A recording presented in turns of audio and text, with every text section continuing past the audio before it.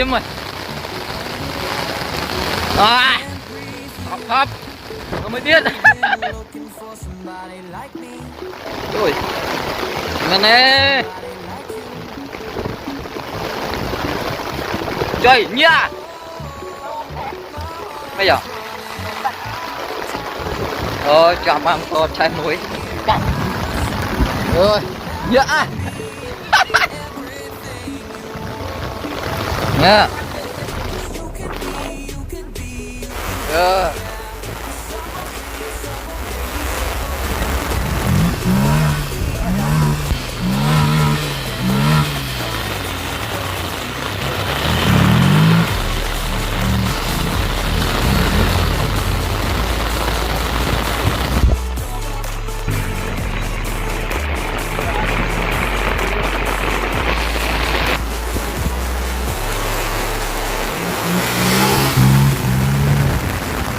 Mình nè. Ơi Nhị ơi, Nhị ơi. Nhị ơi. Tranh tức rồi.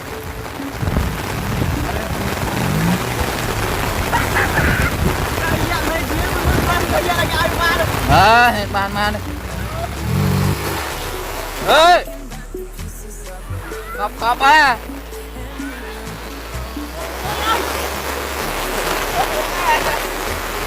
À.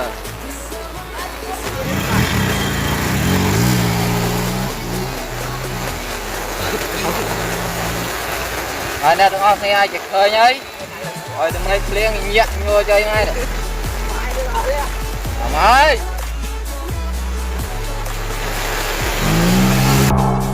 À. Ok.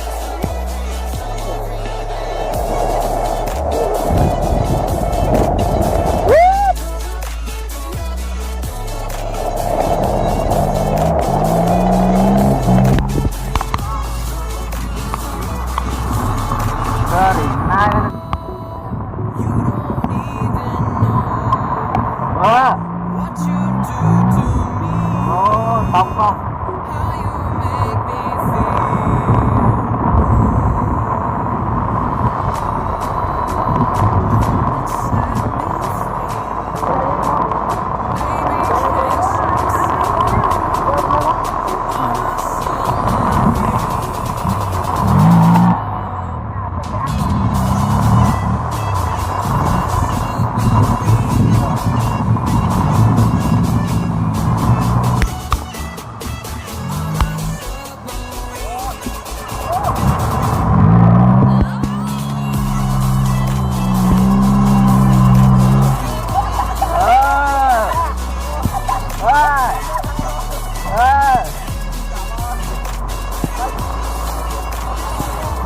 Nè con thì ai chỉ khơi ba đấy.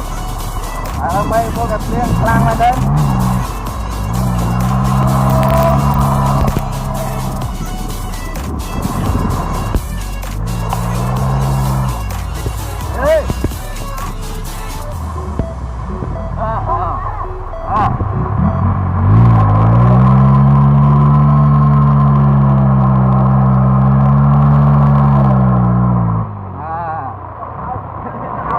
Nè, miền này trà đấy, nè tầng ngọt nè ai chỉ khơi nhấy.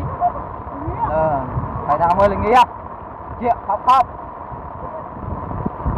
Họ lấy xóm len luôn len pra đấy. Đấy xóm.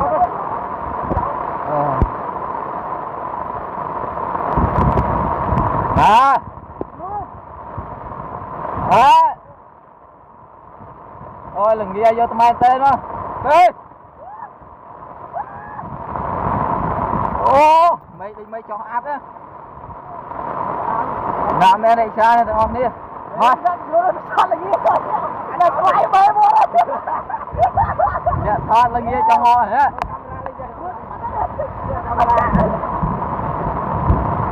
Thôi còn nào đó nè.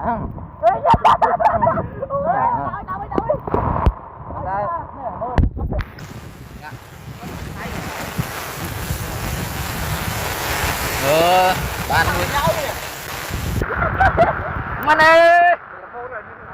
Chui sập kẻ thơ một cá đi. Ngân ơi.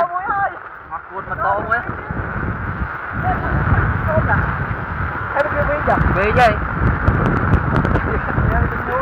anh vậy nggak nghe đây cha mà cho đi đâu nghe mấy chim tơ lại rút đâu đó